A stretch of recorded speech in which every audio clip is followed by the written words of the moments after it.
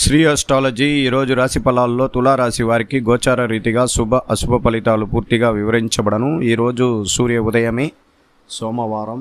ఈ సోమవారం చాలా కార్యక్రమాలు చేసుకునేదానికి అతి వేగంగా కొన్ని పనులు చేసుకోవాలి. ఎందుకంటే 2 నక్షత్రాల బలం చాలా బలంగా ఉంటుంది. అలాగే చంద్రుడు కూడా రాశికి పంచమ రాశిలోకి వెళ్ళడం కొన్ని కార్యక్రమాలని అడ్డంకులు, మానసిక ఒత్తిళ్లు కలిగించిన కొన్ని కార్యక్రమాలు కూడా జరిగిపోయే అవకాశాలు కూడా ఉంటుంది.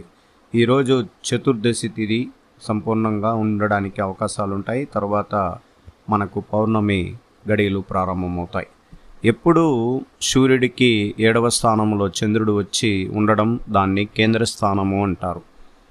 ఆ పౌర్ణమికి ఒక ముందర ఈ చతుర్దశిలో మనోబలం అనేది రెట్టింపు సంఖ్యలో తులారాశికి రావడం, మనసులో చాలా పాత ఇబ్బందులు కలిగించిన కొన్ని సన్నివేశాలు, మనల్ని మోసగించి మన దగ్గర నుండి దూరం అయిపోయి మానసికంగా ఒత్తిడితో ఉన్నవాళ్ళు తిరిగి చేరరా అనే ఒక భావం కలిగిన వారికి కూడా ఖచ్చితంగా ఒక మార్పు ఈ రోజు నుంచే ప్రారంభమవుతుంది. అది పౌర్ణమి గడియల్లోతోనే ప్రారంభమవుతుంది.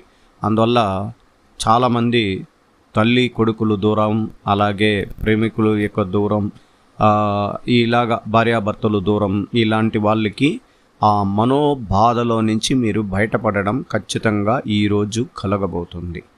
ఎందుకు ఇంత చెప్పగలుగుతున్నామంటే, ఈ సూర్యుడు గ్రహాధిపతి యొక్క బలం చంద్రుడి పైన పడినప్పుడు చంద్రుడికి బలం రెట్టింపు సంఖ్యలో ఉంటుంది. అందువల్ల ఖచ్చితంగా ఇక్కడ శనితో ఇంకా కలవలేదు. ఆయనతో అక్కడికి పోయి చేరాడు.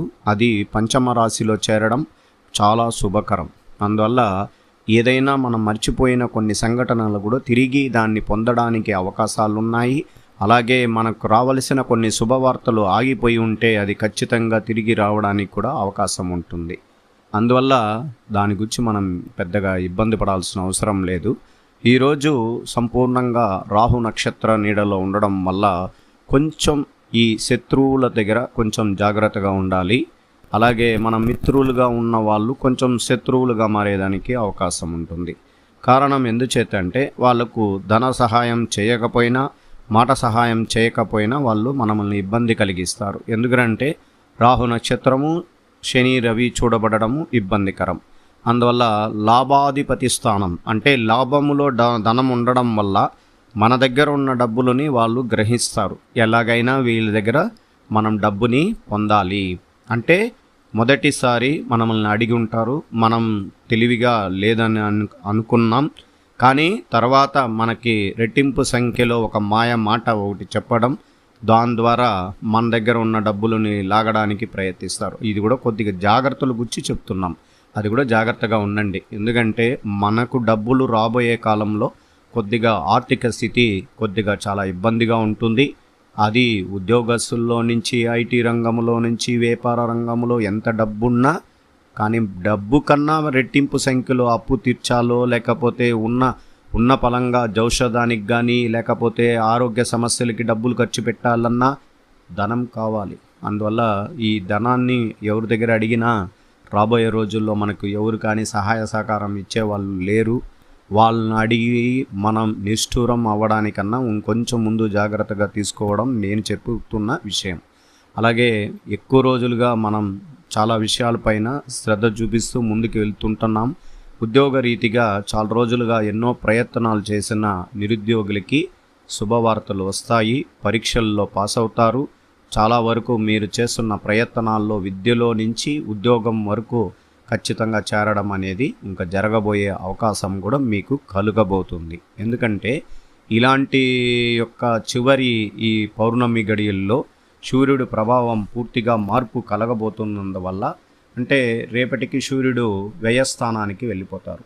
అందువల్ల ఆయన చివరి ఈ పౌర్ణమి గడియల్లో మనకు కావలసిన కొన్ని విశేషమైన అభివృద్ధి, డెవలప్మెంట్, ఫ్యూచర్ గైడ్లైన్స్ అన్నీ కూడా ఇవ్వడానికి ఆయన అవకాశం కలిగిస్తాడు. ఖచ్చితంగానే ఇవ్వగలుగుతాడు. అలాగే రేపటి దినంలో సూర్యుడు ప్రభావం మారిపోతుంది. 1 నెల రోజులుగా సింహరాశిలో ప్రవేశించిన సూర్య భగవానుడు వ్యయస్థానానికి వెళ్ళిపోతున్నాడు. అంటే రాజ్యాధికారం కోల్పోయినట్లు మనం కనబడబోతున్నాం. సరే, అది లాభాధిపతి లాభస్థానం నుంచి ఏకదశమ స్థానానికి వస్తాడు, ద్వాదశ స్థానానికి వస్తాడు. అందువల్ల కొంచెం జాగ్రత్తగా ఉండండి. ఇంకా రాబోయేదన్నీ కూడా కొద్దిగా చాలా ఇబ్బందికరంగా ఉంటుంది. మీ వల్ల కానీ ఎటువంటి ఇబ్బందులు ఉండవు, ఇతరుల వల్ల మీకు ఇబ్బందులు కలిగేదానికి అవకాశాలు ఉంటాయి.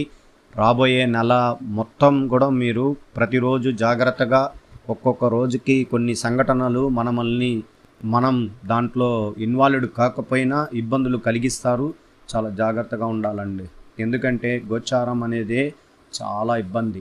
పోతున్న వాహనం కూడా ప్రతిరోజు మీరు వాడే వాహనం కూడా ఒక రోజుటికి అది మరమ్మతుకు గురి అవుతే ఎంత బాధ ఉంటుందో, నిలిచిన వాహనాన్ని మళ్ళా మరమ్మతు చేసి దాన్ని ముందుకు తీసుకొని వెళ్ళాలో ఎంత ఇబ్బందో, అలాగే గోచార ఫలితాల్లో కూడా ఒక్కసారి మనం ఇబ్బంది పడ్డామంటే వెనుకటి ఇబ్బందుల్లో ఉంటాం. ప్రతిరోజు మనకు మనోబలం, ధైర్యము, దైవ బలం అన్నీ ఉన్నా కూడా ఏదో ఒక గడియ, ఒక నిమిషం మనల్ని ఇబ్బంది కలిగించే అవకాశాలు కూడా ఉంటాయి. అందువల్ల జాగ్రత్తగా ఉండండి. అలాగే ఐటీ రంగంలో ఉన్న వారికి ప్రత్యేకంగా చాలా శుభకరం. ఈరోజు మీకు సంపూర్ణ శుభవార్త అందుతుంది. అనుకున్న కార్యక్రమాల్లో విజయం పొందుతారు.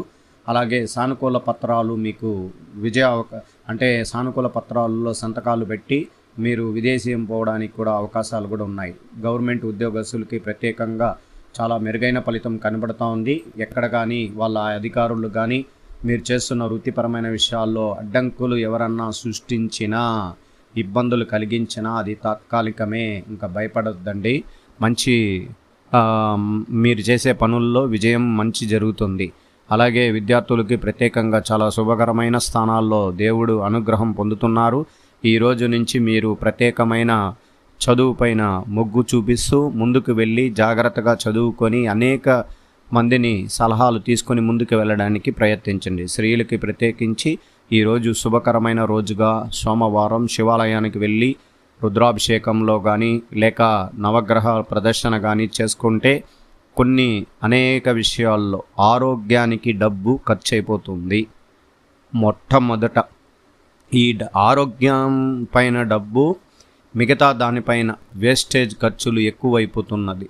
డబ్బు కరిగిపోతే మళ్ళా రాదు. చాలా జాగ్రత్తగా చూసుకోండి. డబ్బుని నిలువ చేసుకోండి. ఉత్తమంగా పెట్టుకోవడం మంచిది. ఎంత మనం గట్టిగా దాన్ని పట్టి పెట్టినా మనకు వచ్చినది 800 అంటే ఖర్చు అయితే 1600 ఉంటాయి. అందువల్ల దాని గురించి చాలా జాగ్రత్తలు కూడా తీసుకోండి.